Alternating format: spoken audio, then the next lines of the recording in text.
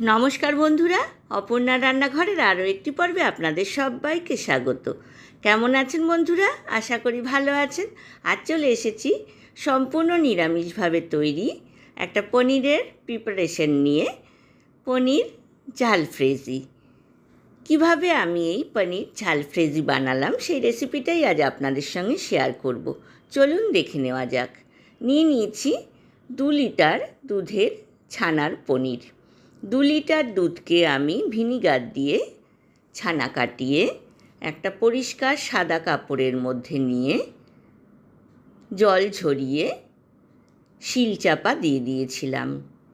এইবার কাপড় থেকে বার করে একটা প্লেটের মধ্যে পনিরটাকে নিয়েছি। ছুরি দিয়ে ছোট ছোট পিস করে কেটে নিচ্ছি।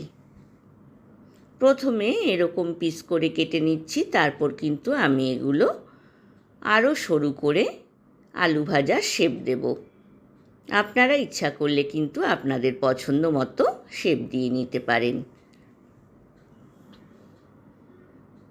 পনিরের ঝালফ্রেজি যেহেতু, এটা কিন্তু একদম চটপটা খেতে হবে।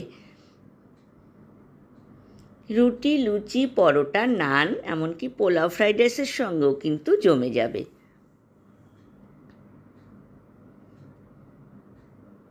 বন্ধুরা যারা প্রথম থেকে আমার সঙ্গে আছেন তাদেরকে অনেক ধন্যবাদ।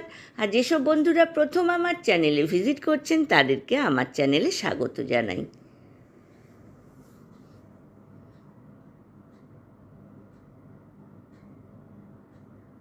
সবগুলো পনিরকে আমি লম্বা শেপ করে কেটে নিলাম। সবজিগুলোও কিন্তু আমি লম্বা শেপ করে কেটে নিয়েছি, তাহলে কিন্তু দেখতে বেশি ভালো লাগবে। সবগুলো পনির পিস করে কাটা হয়ে গিয়েছে। এইবার গ্যাস ওভেনে আমি একটা কড়াই বসিয়ে দিয়েছি। দিয়ে দিলাম 3 টেবিল স্পুন রিফাইন অয়েল। গ্যাসের ফ্লেমটা মিডিয়াম টু হাই রেখেছি। তেলটা গরম হওয়ার পর পনিরের পিসগুলো কড়াইয়ের মধ্যে দিয়ে দিলাম। যেহেতু বাড়িতে পনির বানিয়েছি সেই জন্য কিন্তু পিসগুলো ভীষণই নরম, খুব সাবধানে কিন্তু উল্টে নিতে হবে। আমি কিন্তু 2 পিঠ লাল করে ভেজেছি। আপনারা ইচ্ছা করলে কিন্তু সামান্য একটু উল্টে পাল্টেই নিতে পারেন। 2 পিঠ ভাজা হয়ে গিয়েছে। আমি এবার পিসগুলোকে তুলে নেব।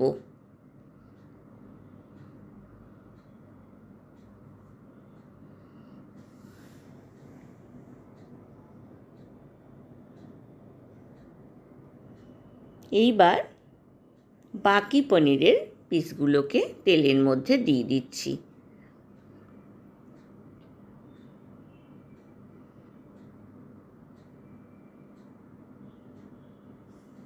আপনারা বাড়িতে বানিয়ে দেখতে পারেন। আশা করি রেসিপিটা আপনাদের ভালো লাগবে।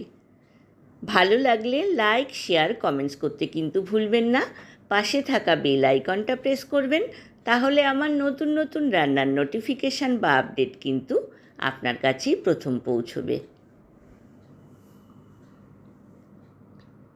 স্প্যাচুলা আর স্পুন দিয়ে পনিরগুলোকে উল্টে দিচ্ছি। সাবধানে না উল্টোলে কিন্তু পনির ভেঙে যেতে পারে।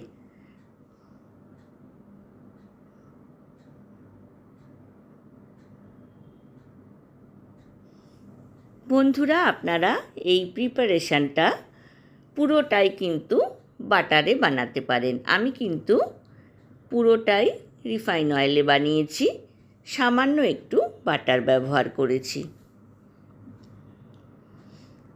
এইবার এই তেলের মধ্যে দিয়ে দিচ্ছি 1/2 টেবিল স্পুন বাটার। তেলের সাথে বাটারটাকে মিক্স করে নিলাম। দিয়ে দিচ্ছি 1/4 টিস্পুন গোটা জিরে। গোটা জিরে কিন্তু আমি 2 বার ব্যবহার করব। দিয়ে দিলাম লম্বা করে কেটে নেওয়া ক্যাপসিকাম। দিয়ে দিচ্ছি ইয়েলো বেল পেপার আর রেড বেল পেপার। সামান্য একটু নুন দিয়ে উল্টে পাল্টে নিচ্ছি যাতে ক্যাপসিকামগুলো নরম হয়ে যায়।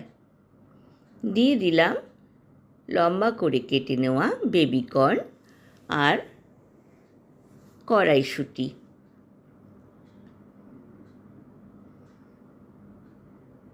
ঢাকনা দিয়ে লো টু মিডিয়াম ফ্লেমে 5 মিনিট হতে দিলাম। 5 মিনিট পর আমি সবজিগুলোকে তুলে নিচ্ছি।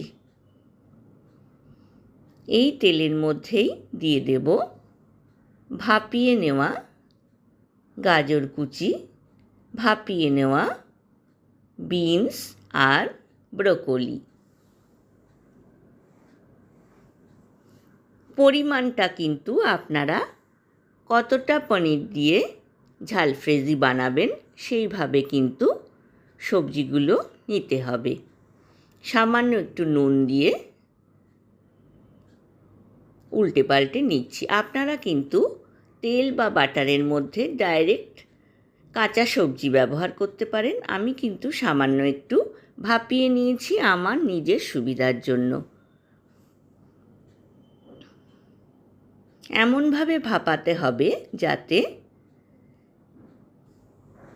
একেবারে গলে না যায়। এইবার কড়াইতে দিয়ে দিলাম আরও 1 টেবিল স্পুন সাদা বা রিফাইন অয়েল। দিয়ে দিলাম 1/4 টিস্পুন গোটা জিরে।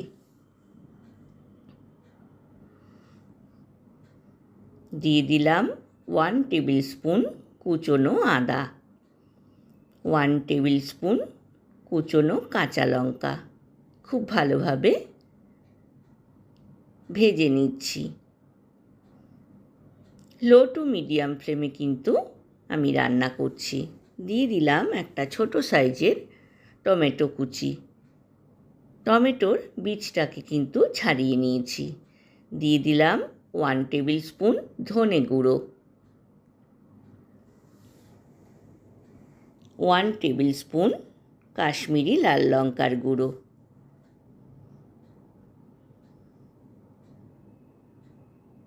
এইবার দিয়ে দিচ্ছি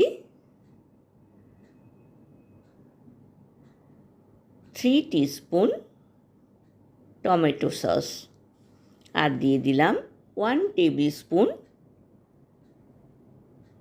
গোলমরিচের গুঁড়ো। চিনি দিলাম টক জিনিসটাকে ব্যালেন্স করার জন্য। আর দিয়ে দিলাম কসুরি মেথি, হাতে প্রেস করে দিয়ে দিলাম।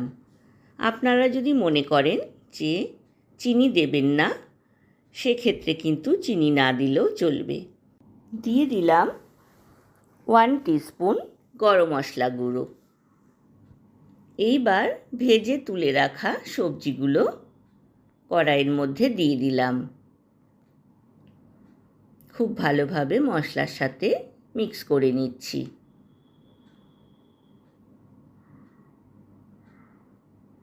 এইবার দিয়ে দেব ভেজে তুলে রাখা পনির।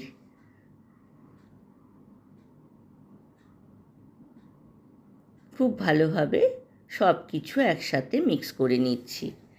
খুব সামান্য আমি জল ব্যবহার করব, একদম ফুটন্ত জল। 4 টেবিল স্পুন জল আমি ব্যবহার করব।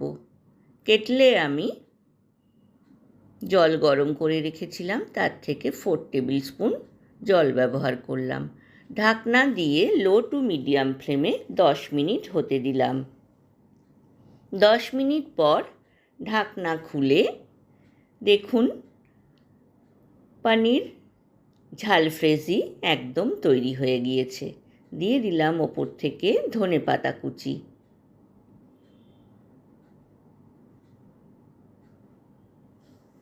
পনির বানানোর সময় কিছুটা ছানা ভেঙে গিয়েছিল, সেই ভাঙা ছানার গুঁড়ো আমি ওপর থেকে দিয়ে দিলাম।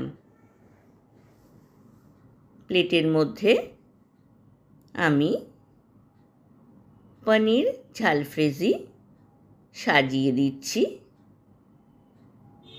তৈরি হয়ে গেল গরম গরম পনিরের ঝালফ্রেজি। আপনারা বাড়িতে বানান। আশা করি রেসিপিটা আপনাদের ভালো লাগবে।